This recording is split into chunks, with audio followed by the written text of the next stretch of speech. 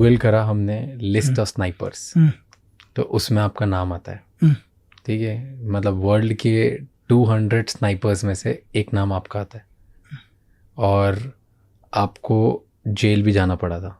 तो क्यों जेल जाना पड़ा था, एंड क्या ये पब्लिक रिकॉर्ड में सब हर किसी का नाम अवेलेबल रहता है कि जो स्नाइपर है डेडिकेटेड, उसका नाम पब्लिक में आ सकता है?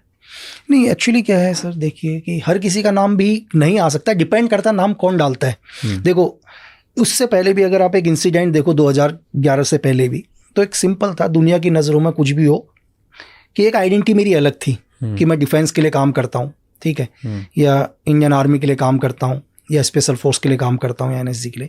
देन आने के बाद धीरे धीरे जब मुझे एक डबल मर्डर के केस में एक किलिंग होती है उत्तराखंड के अंदर, और उस किलिंग में अरेस्ट होता हूँ मैं, ठीक है, तो इसमें उस टाइम UPA की गवर्नमेंट थी, और UPA की गवर्नमेंट डिसाइड करती है, वहाँ की पुलिस और दिल्ली पुलिस और UP से कुछ बुलाए हुए कि इस किलिंग के पीछे इसका हाथ है करके।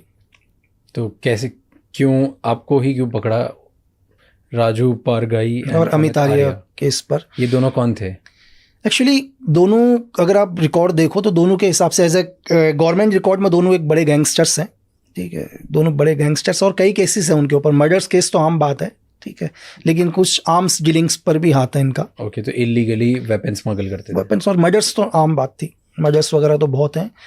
और इससे जब इनकी किलिंग हुई तो इनके ऊपर ये दोनों मर गए? दोनों मर गए, एक ही बुलेट से वन शॉट, एक बुलेट से दो लोग मरे? 2 आदमी, 1 bullet in 2 man kill sir, एक ही गोली से दोनों आदमी। ये कैसे हुआ? अब ये जो भी जिसने किल किया होगा उसी को पता होगा सर। तो इस केस पर मुझे अरेस्ट, एक ही गोली से दोनों आदमी मरे हैं सर, सिंगल बुलेट से।